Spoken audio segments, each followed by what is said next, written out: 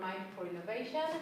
And this time we have this collaboration with John from Ferntech that was kindly enough to invite our speaker.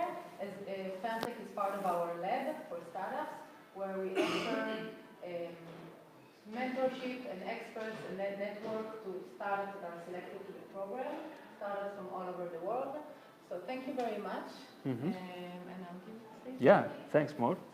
Welcome. So, yeah, hello everyone. As Mor said, I'm Joan from Ferntech. We are one of the startups at GTEC, non-windshield lab, they call it.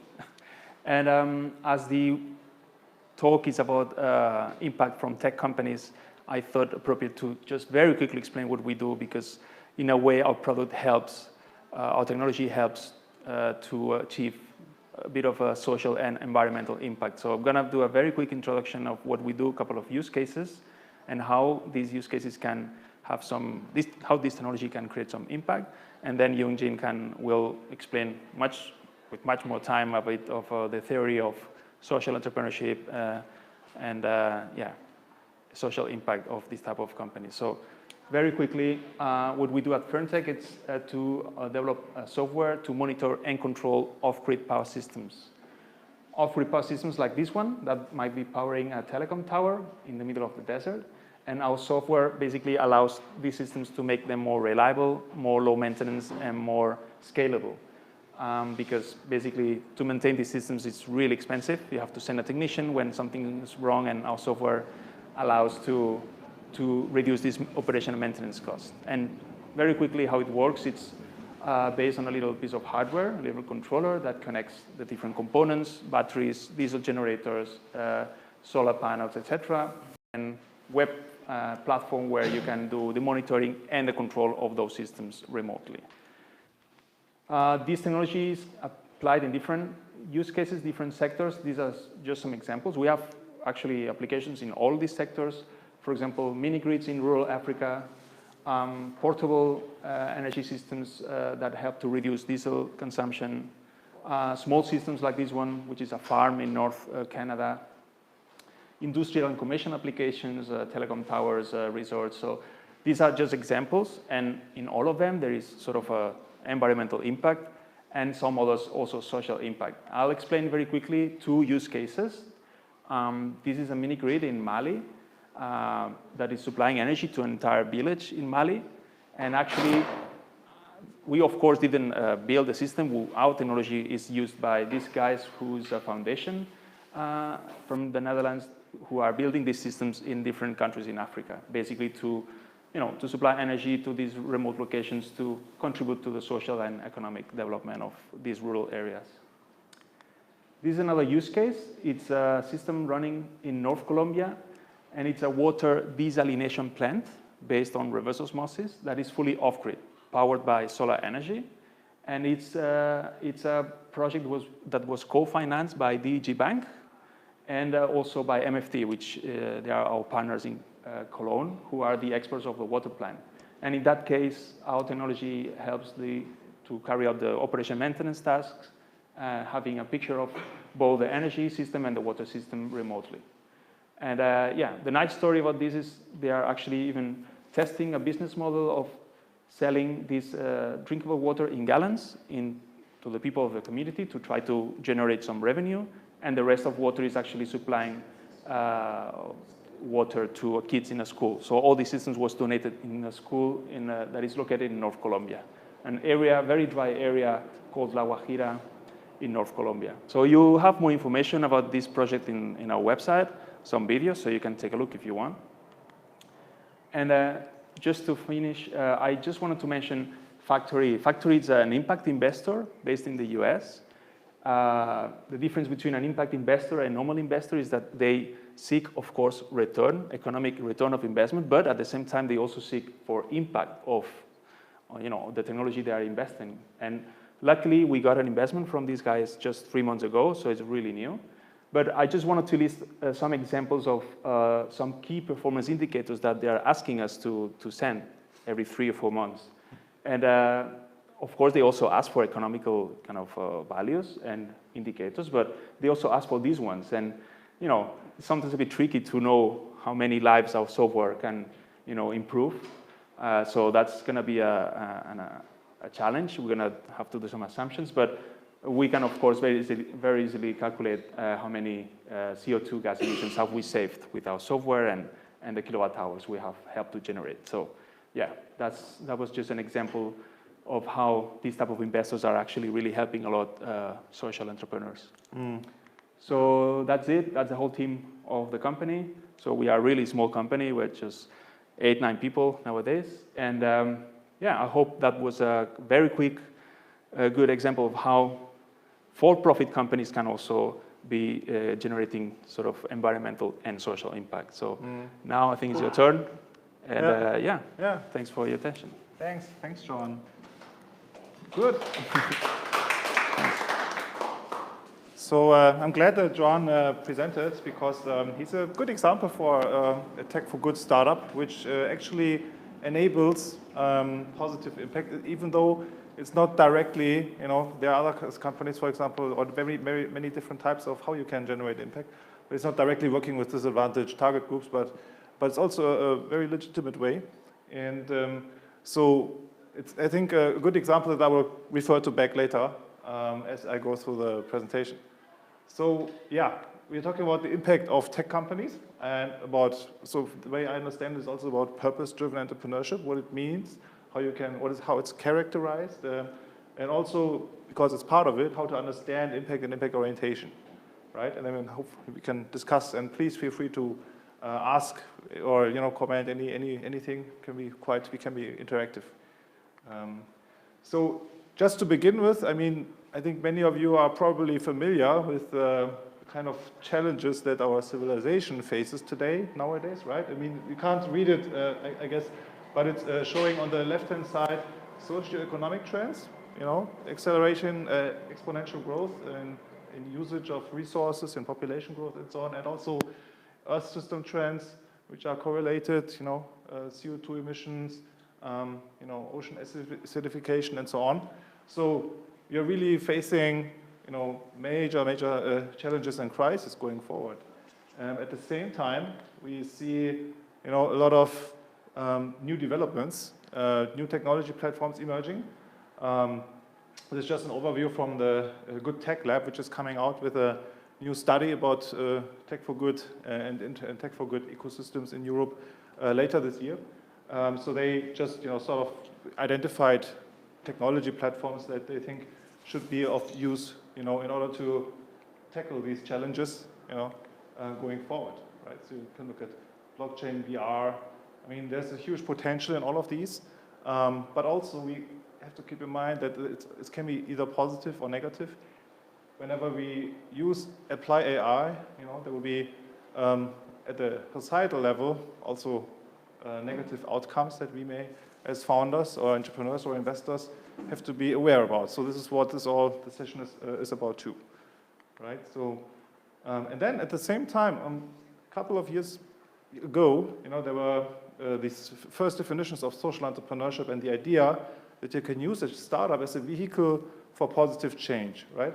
So actually quite a few years ago now that Mohamed Yunus, for example, coined the term social entrepreneurship, but he understood it in a specific way.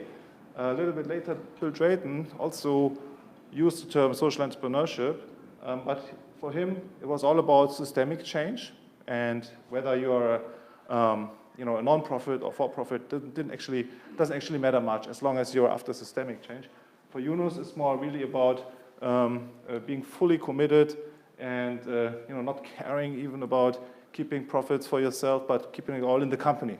So these are two different and also, I would say, a little bit extreme views. And nowadays, over time, it turns out, I think, that there are different types of social enterprises and the whole spectrum between purely commercial organizations.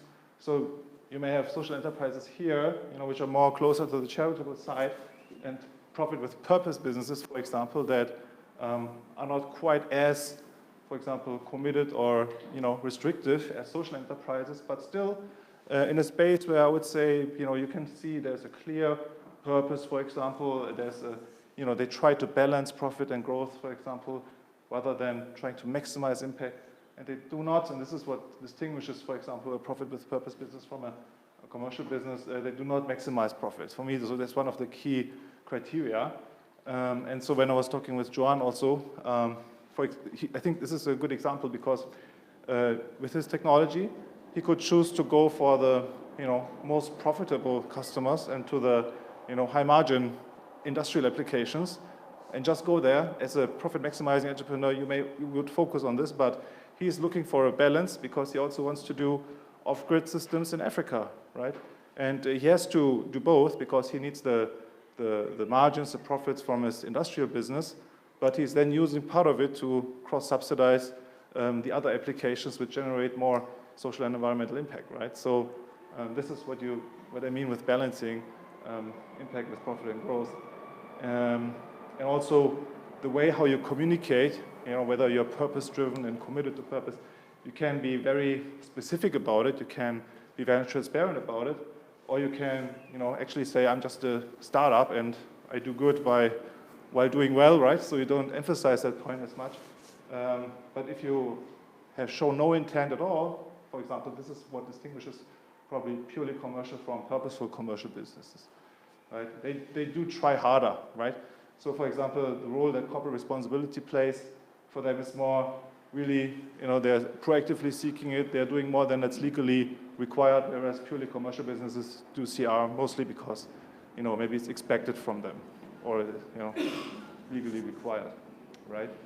Okay, so this is just showing this relatively broad spectrum where you can find different kinds of, and you can develop over time as well. You may start as a purposeful commercial business, but what I find exciting is when, because you want to generate more impact and combine profit with purpose, you develop into this, more to the left-hand side here. Okay, so then I just looked for some examples, to, Sorry? yeah.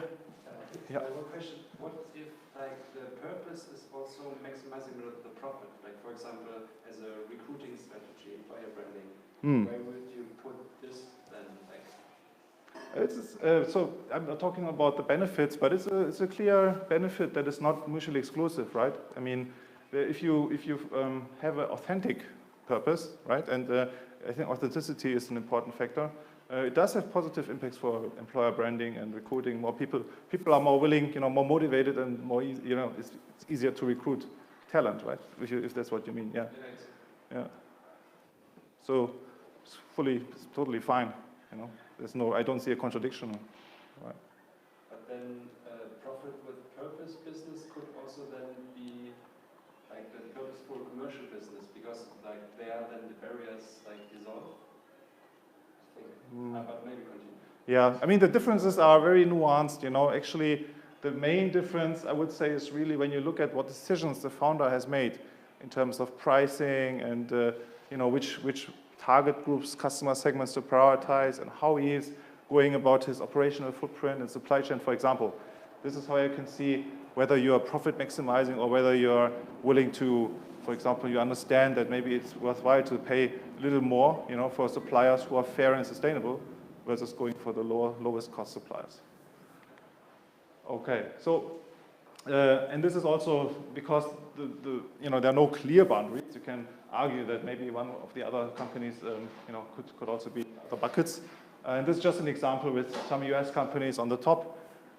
Maybe you have heard about This Is Elle, quite successful female care brand that was recently acquired by P&G. Or Andela, they were funded by Mark Zuckerberg's vehicle, among others, right? They got huge funding, tens of millions of US dollars. They're developing African talent, teaching them to become software engineers, basically. And of course, everyone knows Tesla. And there's some discussion whether Tesla is actually, a profit with purpose business or whether it's actually an impact investing, target. And I think it varies over time. And in the early days, I'm sure, and maybe even today, Tesla is really trying to, change the car. They have been doing so. So I believe that especially in the early days, but also now are still quite purpose-driven, right? Okay, so just, now what characterizes, purpose-driven enterprise? In my experience, first it's a team, which is not only capable to execute, also quite committed in the long term. And of course, as an early stage startup, you have to prioritize stabilizing and building business. But over time, I think the more successful you are, the more to think beyond the priority of building business. And you can manage and impact orientation as well. Also important is the net positive impact potential. We hope that the result both is positive, that you create more good than bad directly or other effects, for example. Lockstep, I will come to this later, it's just a correlation between business growth and impact, right? So because you can, on the one hand, just decide to donate some of your profits, but it's a one-time thing. It doesn't really correlate with how your business grows, or it's not really an integrated part of your business. But with a high degree of lockstep, usually, you develop your business and your impact grows as well.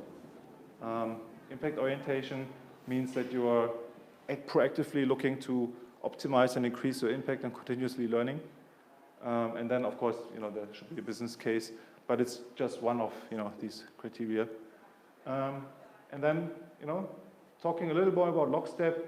So this is what you have, a perfect correlation between financial value creation and impact creation, right?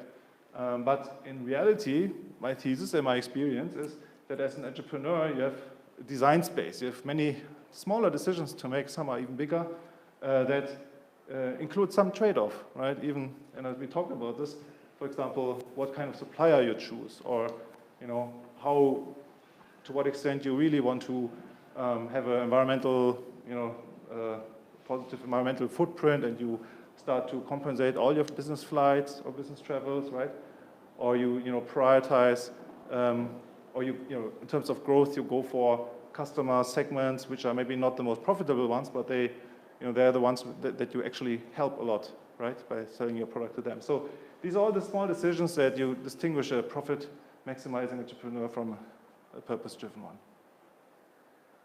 Actually, you can also come up with cases or examples. Maybe interesting for me, it's also to learn, John, if you see this, whether some decisions you can think of. Yeah.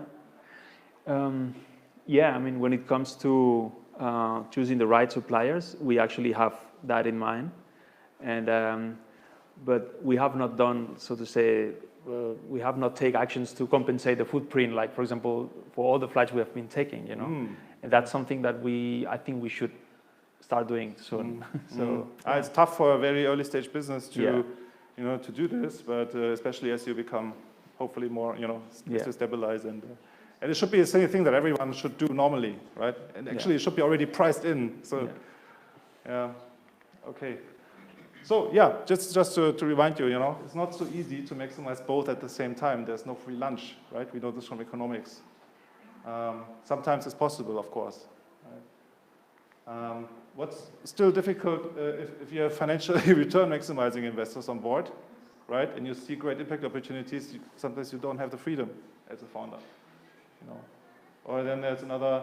I'm not sure if you can read it, but in terms of ethics, I think our universities or our business school education doesn't really train us well, right? So, Peter Drucker said management is doing things right, leadership is doing the right thing, but then we wonder what actually is the right thing, what kind of ethical methods, principles can we apply here, right? Okay, and then last one is, it's not only about using technology or being entrepreneurial, it's actually about regulation. If you want to change systems, and if you want to really go about large-scale, change, it's regulation. Not to forget. So one way, as a responsible and purpose-driven entrepreneur, you can be active is if you also lobby, you advocate for the kind of regulation that you think the industry needs, right? If something's wrong, and many things are wrong in terms of, externalizing costs to society, right? You as an entrepreneur are also a citizen always, right? And investors the same. Okay, now I'd like to talk about impact and impact orientation. Very briefly, and then we can have a discussion. But do you have any questions so far? All fine? Yeah? Okay. Okay, impact. So maybe some of you are already familiar with that framework of input, output, outcome, and then afterwards, even at a societal level, impact. So it's a very popular way to think about a causal chain, in terms of how impact is generated. And outcomes are the ones, and this is maybe more clear when you look at the PHINEO framework. We call this the impact staircase. Yeah, here, I'm reading this because I'm not sure if you can read it well. You start with activities that are carried out. You see whether you are able to reach your target groups, and you also make sure that the target groups accept your offer.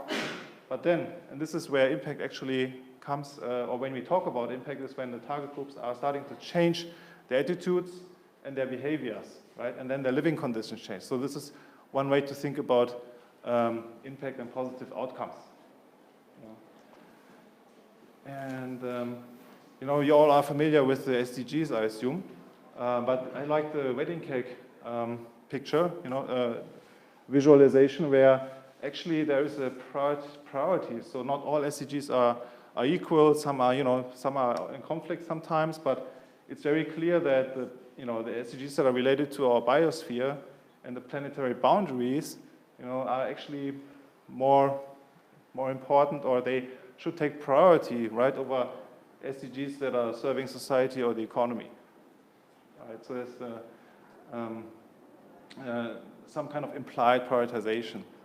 After all, if our planetary boundaries are not able to, or carrying capacity is not able to, carry us as a society, there's not much, there's no point in trying to work on the higher level SDGs here. And then in terms of impact, I distinguish between, of course, environmental and social. I think this is a very obvious distinction you can make, but also between entrepreneurial impact in the way you run your business, in the way we saw the earlier picture where you make decisions about how you build your company and design your business model, and technological impact when you can use your technology or innovation to help others improve, deliver better outcomes, for example. Or you apply technology to solve problems directly. So you can find, I think, within this framework, different types of, or different ways as an entrepreneur, how you can generate impact. And then, if you think about how can we measure progress, or development, how can we know that we are on track in terms of developing and generating our impact? So I think there are two dimensions to consider. One is the impact realization dimension, which is the actual dimension of change and outcomes. And the other one, impact orientation, is an organizational dimension, which describes how you as an organization evolve and become better at managing the impact that you realize over time. Both are important dimensions. For the first one, and this is an important question for many of you, of course, how can I measure impact and change and outcomes? So the randomized control trials are probably the gold standard in that regard. And I use this example just to show that, if you look about change, what you actually want to find out is how much change you have caused in relation to what would have occurred otherwise.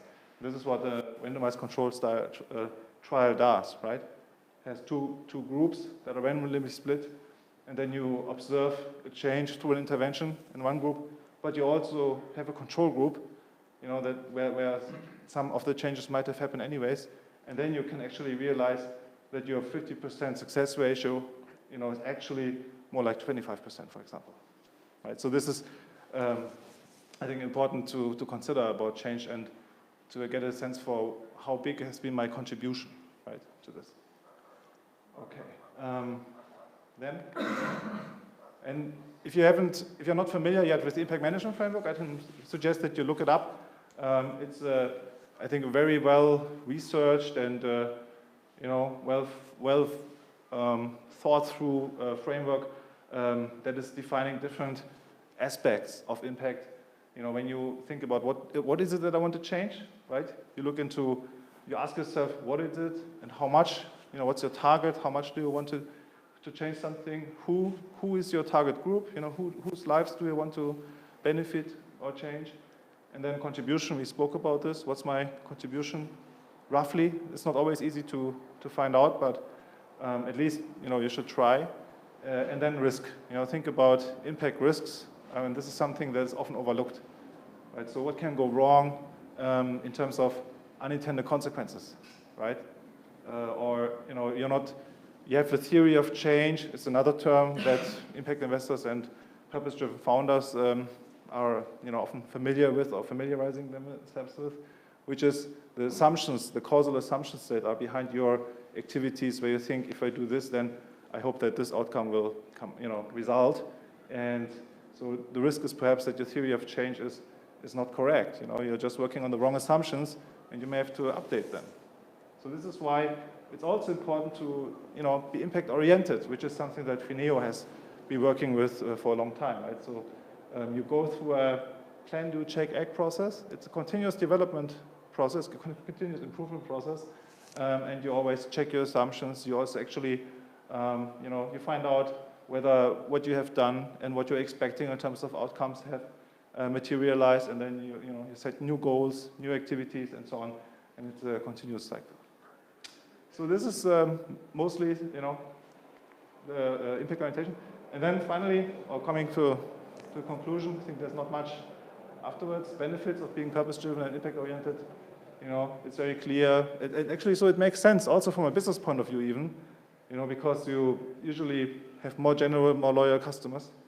Your employees are proud of what you're doing, of what they are doing, and you, as a founder, you're also proud, more proud, because it just, fulfills a purpose.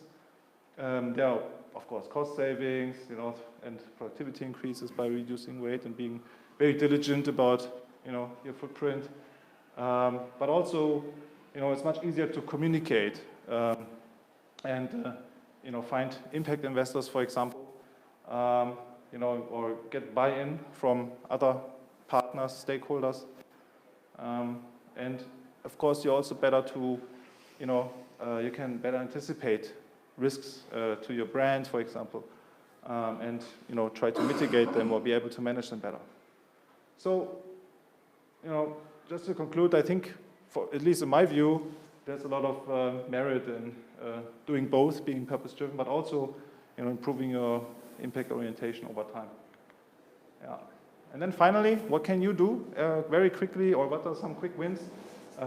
Everyone can make a pledge with the founders pledge. Founders pledge that a certain percentage of their exit proceeds, if they're successful, to a charitable cause that they can choose, and their founders pledge helps them with that.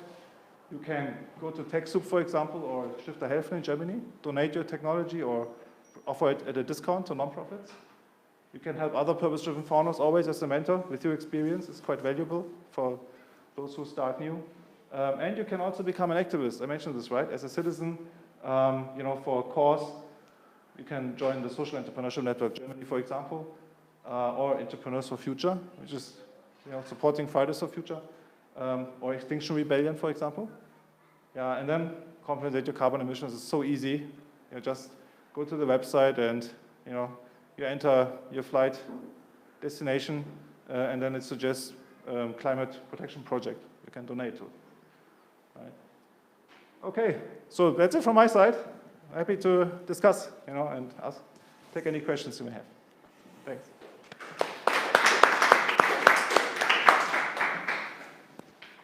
So I guess that's it. I don't know if you have any question or you want to maybe open some discussion. Okay, we can have a beer outside, Yeah.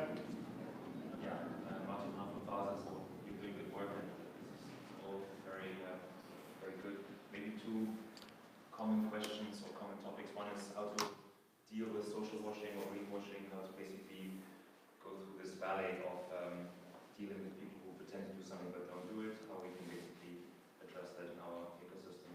Mm. And the other one, how to address the cost of impact measurement, because if you do properly, it's very expensive. So how to find the right balance of measuring without overspending. So just a few minutes. Yeah, that's a good point. I think to the second question, it's really a matter of time and resources. The startup, hopefully, if it goes well, right, has available over time. So in the early stage, they have to survive. They don't have the resources to do much impact measurement. So be mindful of that, I think, so in my view. But also, the more successful they are, and this is how you can recognize perhaps a purpose-driven entrepreneur, they are willing to spend a little on measuring the impact because they have an intrinsic interest in it. Of course, there are some entrepreneurs we also, speak with or come across who say, I don't need to measure because I know that I'm doing the right thing. And it's a tricky balance. Then, in this case, at least, it's also fine. If they are so confident. I hope that they would be willing to learn and see the possibility of mistakes they may make because everyone is doing mistakes. And there's an added value in being transparent about your impact, right? So, I think there's also maybe ways to make sure that it's not too expensive. So find a good balance. I think this is a challenge for founders as well, right? Because you can be perfect, but then it will cost you, right? And so finding some pragmatic ways. And then to the first point, social washing, impact washing. This is why I think it's hopefully possible, to observe decisions to see how a founder decided to design their business model, right? So that it's here. This is, I think, action speaks much better than words, right? Or you can recognize that there is someone really committed about impact by the kind of decisions and their behavior, right? Versus what they say. So this should be, and I think there should be some cases that you can identify, hopefully, to confirm, how committed the founders are. Yeah. Any other? I hope that was, understandable, or was it too quick, or? Yeah. Good. I mean, it's great that you came here. Or maybe Wood, do you have a? Well, I just maybe to add to this, because I've been looking as an analyst at PHINEO at hundreds of organizations, charitable organizations, and how they assess their impact. And one of my takeaways from this is also, many of them don't have the good resources to do an RCT, but many of them are also not doing very simple things that they could easily do. And I bet it's similar in the sort of startup world. So that's why the PHINEO staircase is useful, because simply assessing your outputs, so how you're actually reaching the people that you're trying to reach, that doesn't have to cost lots of money, but actually in many cases that's not done. So I think even that's not done. Also is helpful sometimes to think simple at the beginning. Yeah. Are the other non-profits actually giving the data to you and collaborating with you, or do you also have ways of observing their outcomes and then judging it without their willingness to contribute? It's a good question. Do you know more about it? Because well, it's difficult to judge from the outside, right? Because I guess usually the organizations that can communicate their impact well are the ones who already are doing a lot to measure it well, and they understand it well, and therefore they can communicate it well, right? So, and then it's easy to see it also just externally. But if they're still in the beginning stages, sometimes they don't know exactly what they're doing, so it's a bit difficult for them to communicate it to the outside world.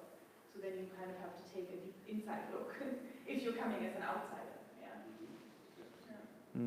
Is anyone of you interesting for me, anyone interested, planning to start a purpose-driven startup, or already working on one? Thinking about it, It's, of course, sometimes not easy to find the right case, where you can do both, nicely, right? Sometimes you just have to make a living with the business. And but what I like is that you actually, and I met some tech founders, tech companies, who were actually doing B2B business where you wouldn't say, oh, that's a lot of impact or purpose in it, but the business solutions that they're, for example, selling usually improve the efficiency of organizations, and what they can do, and sometimes they do, with, for example, via TechSoup, is they provide the solution to non-profits, at a discount. So I think it's a very, good way to increase the purpose in your profits by, using your own resources and skills and so on to help others. If you don't do it directly, at least, you can easily help others. Yeah. And that's what I'm hoping to promote. With this idea of having the balance, when you were talking about pricing, I was thinking of a case that actually we do have.